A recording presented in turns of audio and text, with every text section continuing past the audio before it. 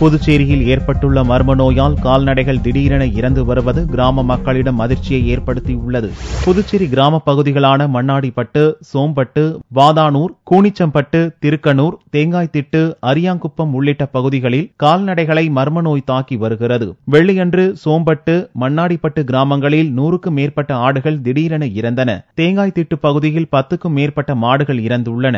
இந்த விவரம் சனிக்கிழமையன்று உறுதி செய்யப்பட்டது. இதனால் கால்நடை வளர்ப்போர் அதிர்ச்சி அடைந்துள்ளனர். பல கிராமங்களில் திடீரென கிராமப்புறத்தில் உள்ள ஆடுகளுக்கு மர்ம நோய் பாதித்த காரணத்தால் 500க்கும் மேற்பட்ட ஆடுகள் உயிரிழந்திருக்கின்றன.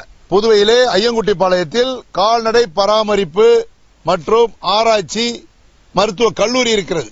ஒரு ஆராய்ச்சி மையம் இருக்கிற இடத்திலே எந்த விதமான வைரஸ் ஏன் நோய் பாதிக்கப்படுகிறது என்று முன்கூட்டியே உணர்ந்து உரிய நடவடிக்கை எடுக்கவில்லை. தகவல் அறிந்த கால்நடைத்துறை அதிகாரிகள் பாதிப்பு பகுதிகளுக்கு சென்று கால்நடை இறப்புகளுக்கான காரணங்களை ஆய்வு செய்து வருகின்றனர்.